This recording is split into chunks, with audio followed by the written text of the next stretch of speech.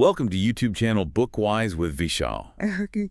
Today we're embarking on a journey, really getting into Cao Xueqin's monumental 18th century masterpiece, Dream of the Red Chamber. Also known as the Story of the Stone.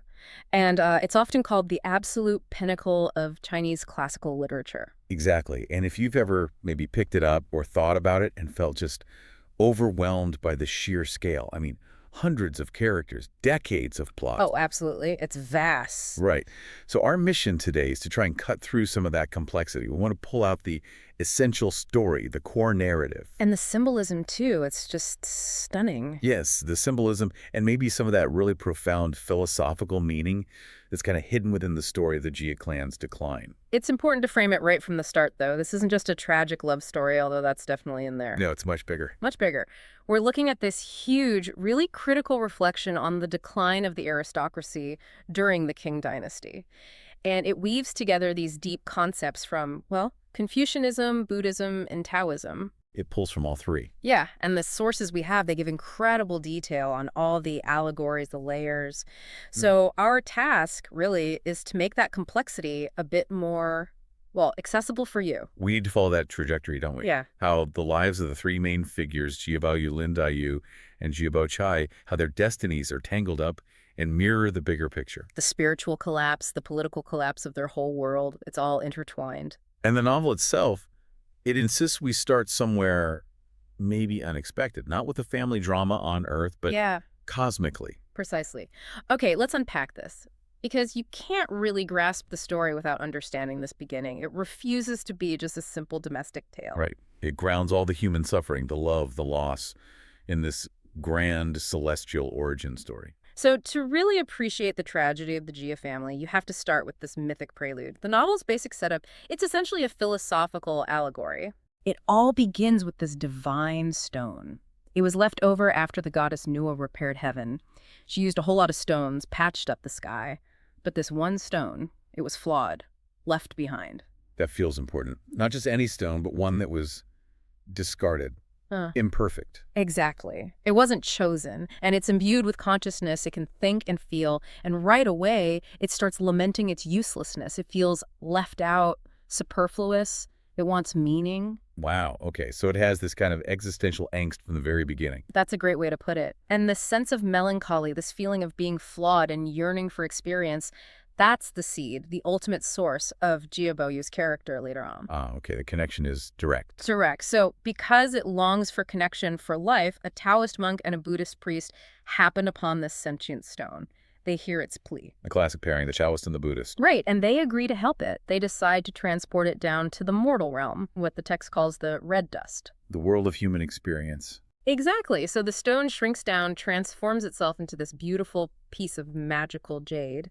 And then upon descending, it ends up being born inside the mouth of the protagonist, Jiabao Yu. It becomes his protective jewel. Born with the jade in his mouth. So the stone's journey is Bao Yu's life journey. Precisely. And what's fascinating, as you mentioned earlier, is the title itself, Dream of the Red Chamber. It signals right away that this whole aristocratic life Bao Yu enters, it's ephemeral. It's not solid. Not real, ultimately. It tells you up front that the red chambers, the luxurious women's quarters symbolizing all that wealth, pleasure, beauty, but also fleeting life, it's all just an illusion, a dream that has to end. Like waking up. Exactly. And the novel does something pretty radical for its time. It frames the entire story as a record that's actually inscribed on that very stone. Whoa, okay, meta. Very meta.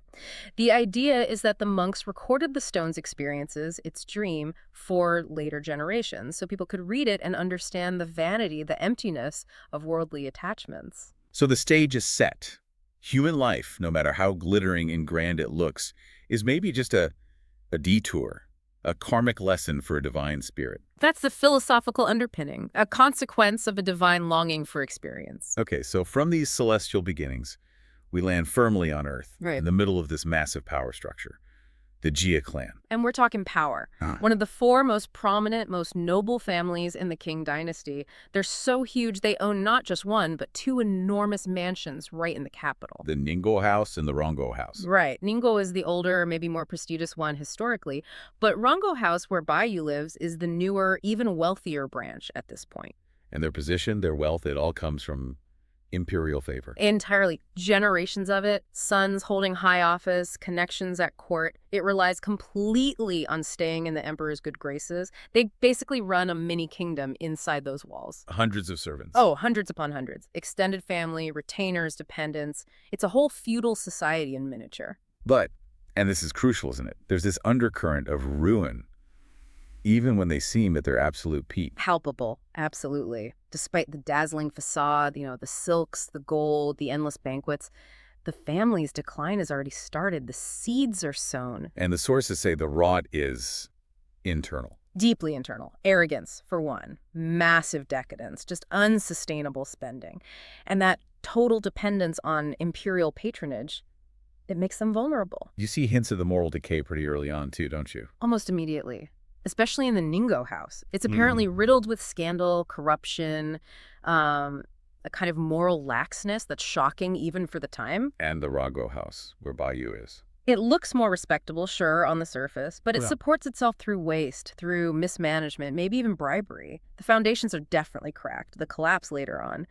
It feels inevitable when you see these early signs. And holding this sort of crumbling empire together, at least emotionally, is grandmother Jia, matriarch. Yes, the dowager. She is absolutely the emotional and, in many ways, the moral center of the whole clan, especially the Rongo branch.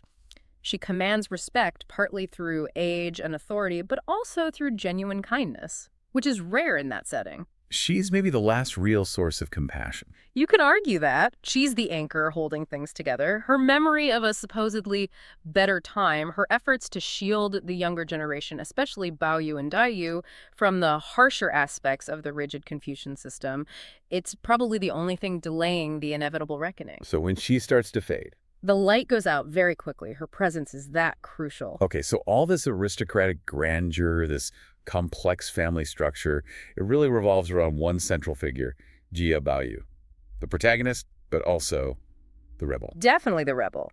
And his birth story sets him apart right away, arriving with that magical jade in his mouth. It marks him as fundamentally different from every other male heir expected to just follow the path.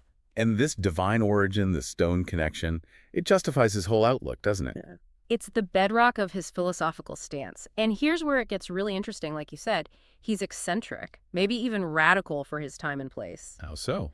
Well, he actively despises the Confucian classics. The very texts that are the only path to getting a government job, to achieving status and prestige for the family. He shuns the civil service exams, the thing everyone expects him to do. Views the whole pursuit of status as hypocritical, soul-crushing, corrupting. He wants something else entirely. And he finds that something elsewhere. In genuine emotional connection, in poetry, and almost exclusively in the company of women, his female cousins, his maids. That's the radical part, isn't it? Yeah. His belief that women are somehow spiritually superior, purer. A profoundly radical notion in King society. He sees them as pure beings, less tainted by the ambition and calculation, the red dust of the male world. His rebellion is rooted in this idealization. So you see this clash of philosophies playing out right there. His father, Jia Zhang, represents what? Pure, rigid Confucian duty. Hierarchy, order, tradition, fulfilling your societal role. The family's honor depends on it. While Baoyu leans more towards Taoist ideals, maybe, following nature, intuition, valuing emotional truth, and definitely towards Buddhist detachment from worldly ambition and desire. That jade in his mouth symbolizes his connection to something beyond the material world, his inherent detachment. He's in the world, but not really of it. Okay, so the story really kicks into high gear, emotionally speaking, with the arrival of someone crucial to Baoyu's development, Lin Daiyu. His cousin, orphaned, comes to live with the Jias after her mother, Baoyu's aunt, dies. And she's not just another cousin joining the household, is she? She's something more. Much more. Daiyu isn't just a character, she's almost an archetype. An archetype of, well, sensitive genius. The sources paint her as incredibly delicate, almost perpetually frail physically. Sickly, even. Yes, prone to illness, but intellectually brilliant, sharply intelligent, a gifted poet.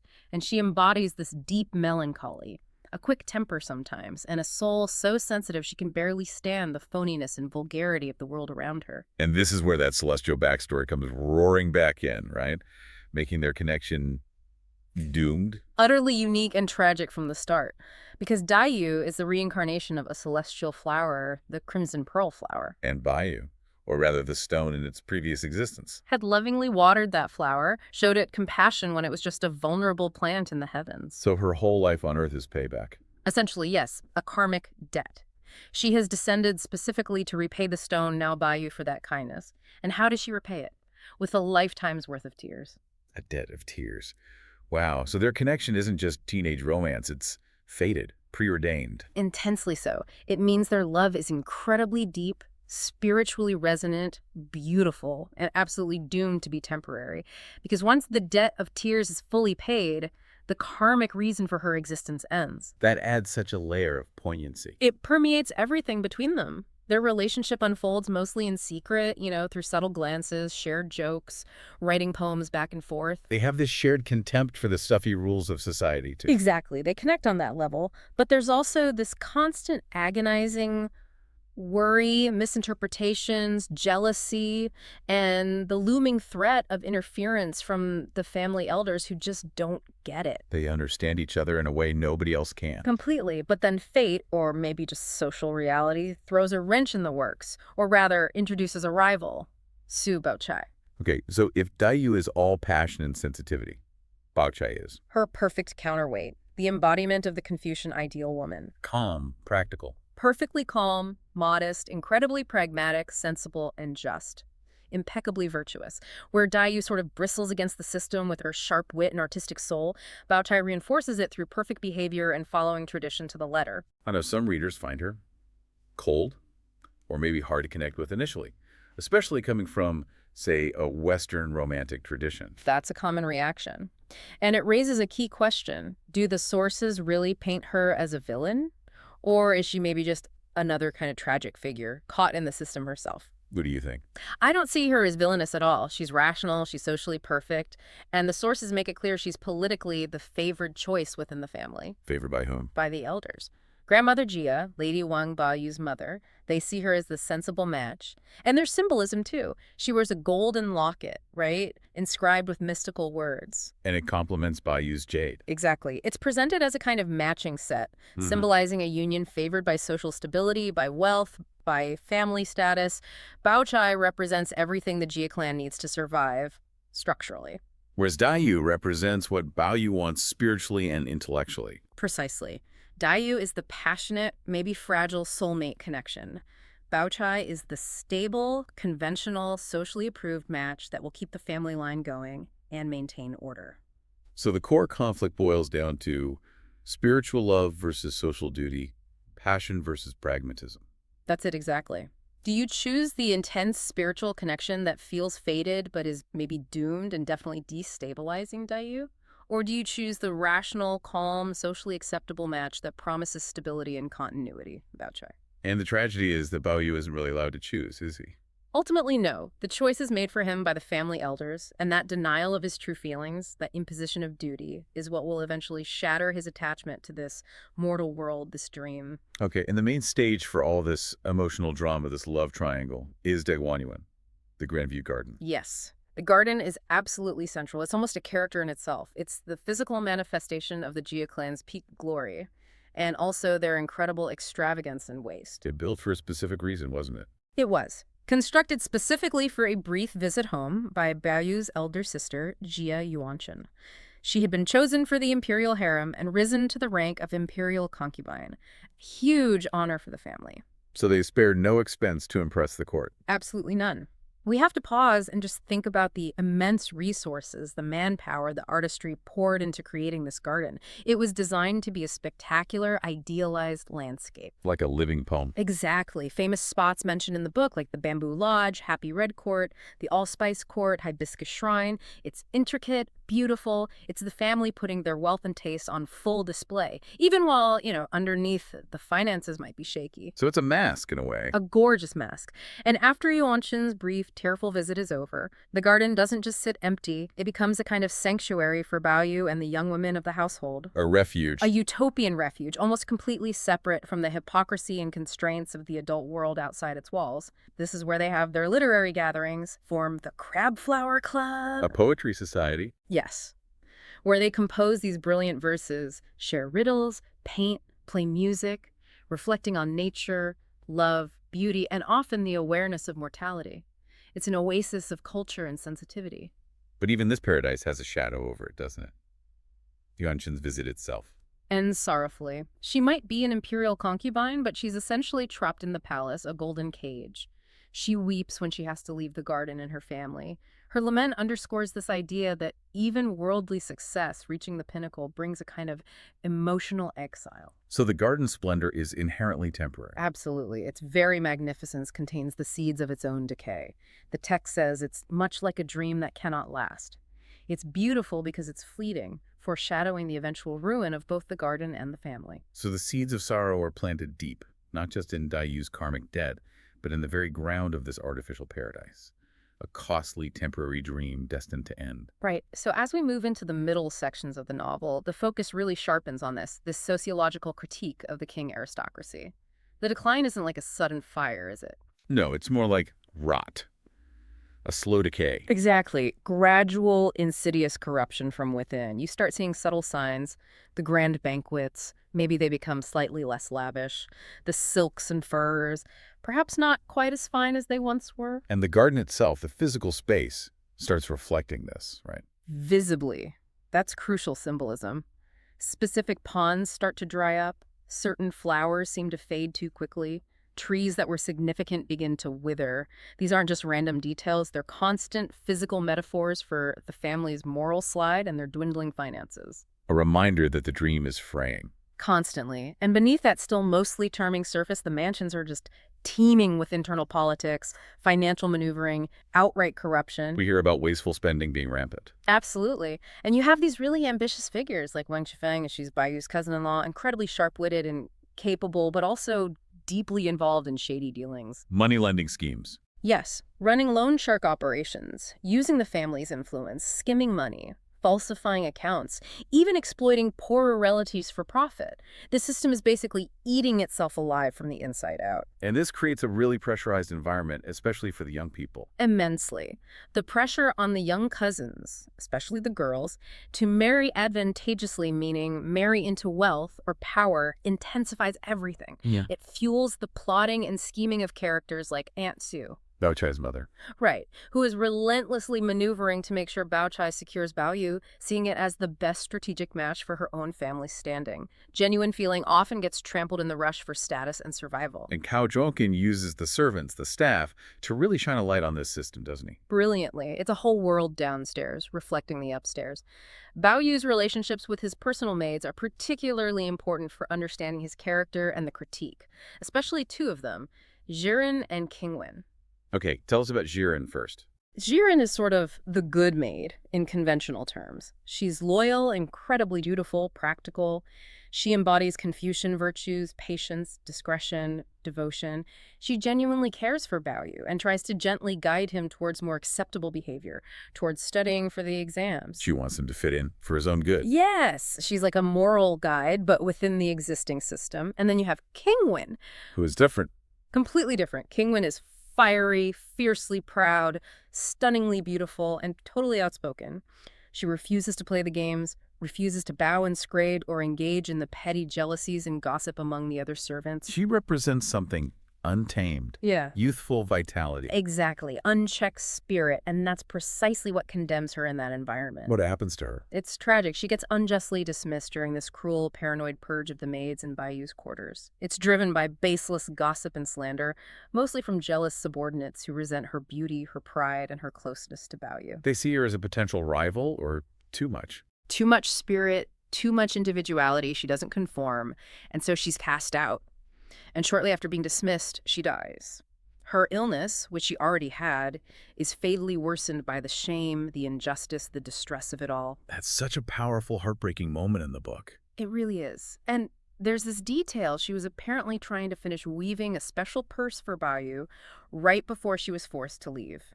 Her death symbolizes the crushing of that genuine, unbridled vitality, that beauty, under the rigid, unforgiving weight of social convention and jealousy. The system just can't tolerate that kind of authentic spirit. It can't. And Kingwin's fate profoundly deepens Bayu's disillusionment, his philosophical despair. It also sharpens his ongoing conflict with his stern father, Jia Xing. Right, because Bao sees the system his father upholds as the thing that destroyed Kingwen. Exactly. He sees it as inherently cruel, hypocritical, and destructive, the very purity and authenticity he cherishes. And this conflict with his father, it's not just philosophical debates, is it? It gets physical. Oh, yes. It culminates in the famous brutal beating scene. Jia Zheng is absolutely furious about Baoyu's persistent disdain for Confucian learning, his refusal to study for the exams, his association with actors, his perceived disrespect. He sees it as a total disgrace, a threat to the family's honor and future. Completely unforgivable in his eyes. And so he orders Baoyu to be beaten severely. It's a visceral, shocking scene. What does that scene represent, do you think? It's the ultimate clash between these opposing worldviews. Jia Zheng embodies the absolute, unyielding demand of Confucian duty, hierarchy, and filial piety. Baoyu's suffering body literally represents the price you pay for trying to maintain emotional authenticity, maybe that Taoist sense of naturalness, in a world that demands rigid conformity and political order above all else. While Baoyu's dealing with this physical and philosophical conflict, Lin Daiyu, her decline is accelerating too, isn't it? But more on a spiritual, emotional level. Yes, her trajectory mirrors his in a way, but internally. As the gossip and the family's preference for Bao Chai as Baoyu's future wife become more obvious, more persistent. Fueled by the elders who just see Bao Chai as the practical, sensible choice. Right. As that becomes undeniable, Daiyu's inherent insecurity, her melancholy, her jealousy, which were always there, become completely debilitating. And her psychological pain manifests physically. Immediately and severely. She starts coughing blood frequently. Her already frail body begins to waste away. This is it. The debt of tears being paid in the most painful way possible. Her love and her suffering are intrinsically linked.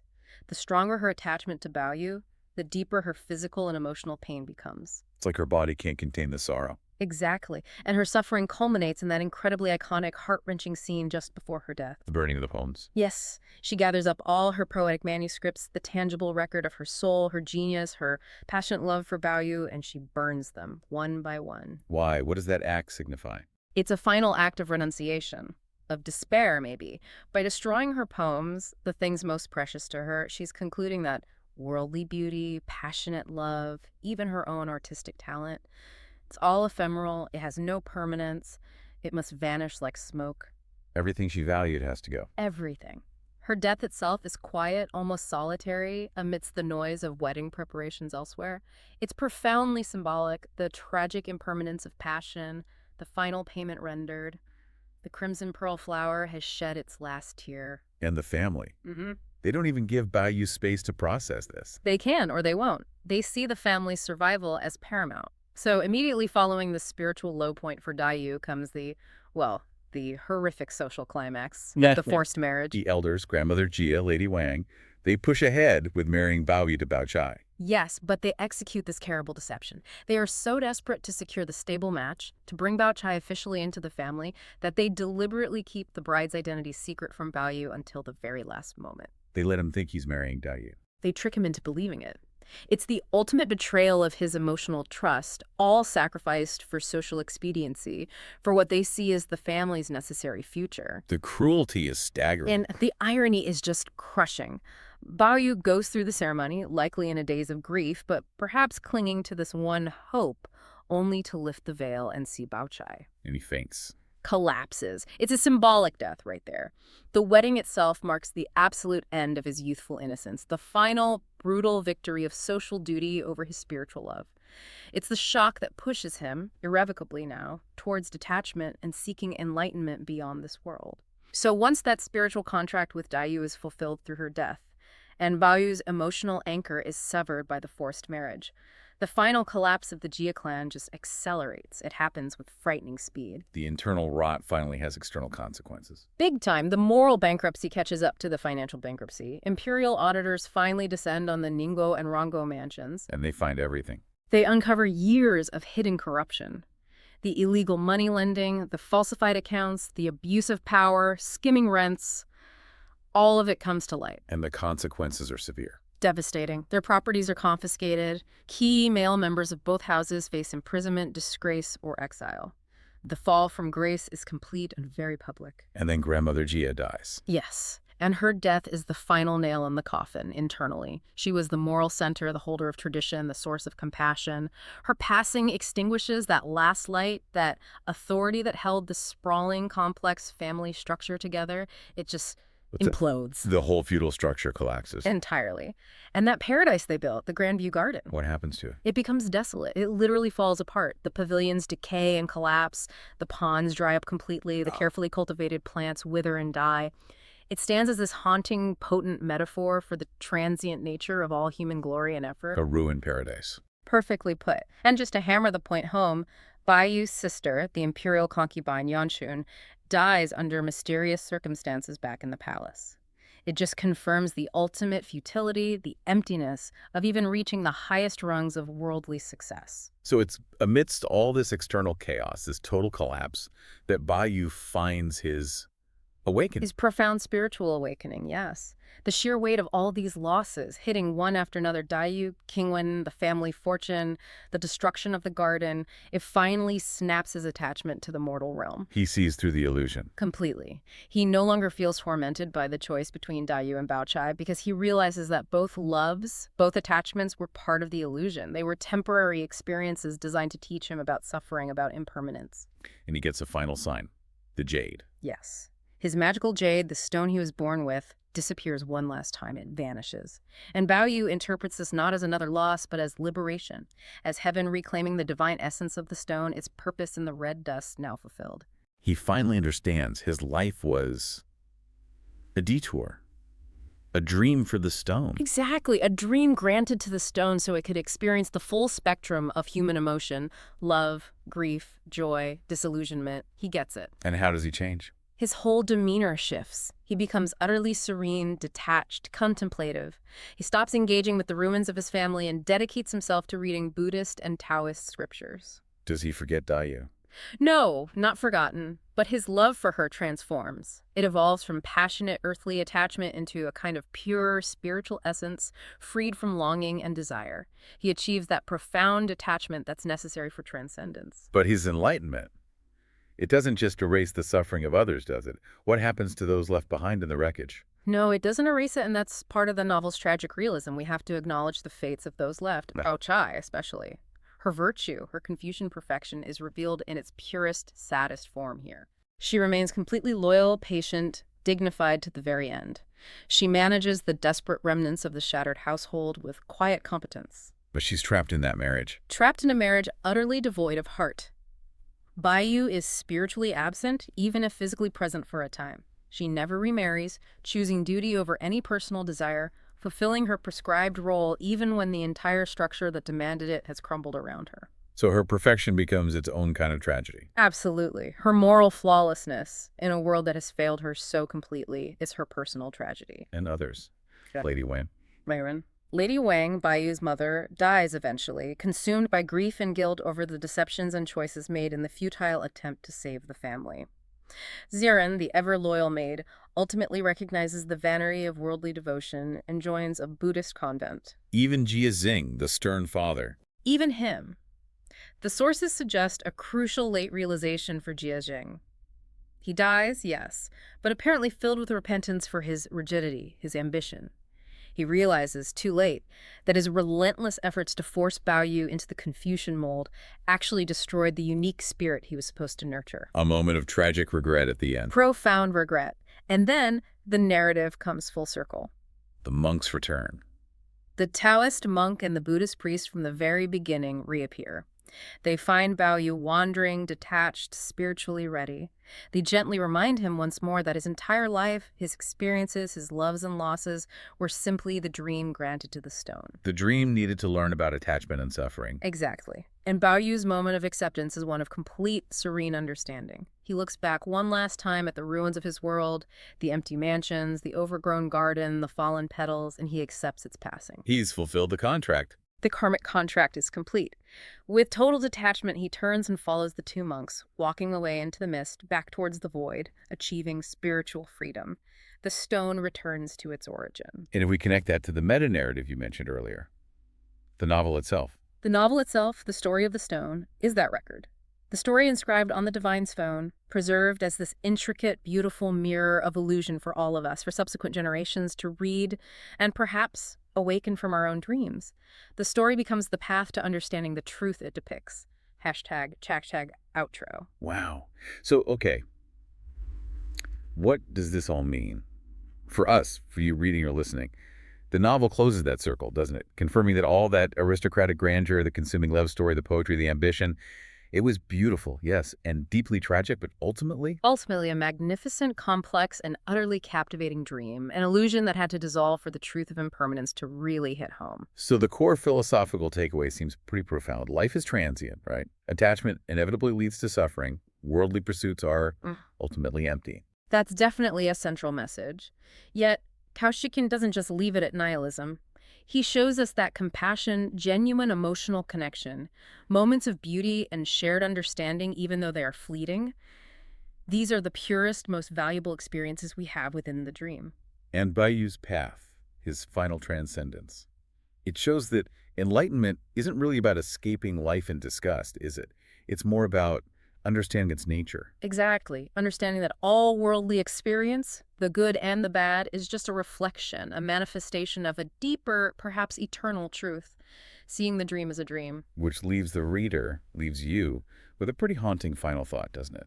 A challenge, maybe? I think so. The ambiguity lingers. If the entire story of the stone, this epic novel, is the record of illusion preserved for humanity to learn from, well, what are the grand illusions in our own lives? The things we desperately cling to, our ambitions, our possessions, maybe even their certain relationships. What are we holding on to, waiting for our own, maybe gentler spiritual awakening? What's the price we pay for not recognizing the dreamlike nature of our own existence? Something to definitely mull over. Thank you so much for joining us for this analysis, this exploration. If you enjoyed our exploration, please like, share, and subscribe button.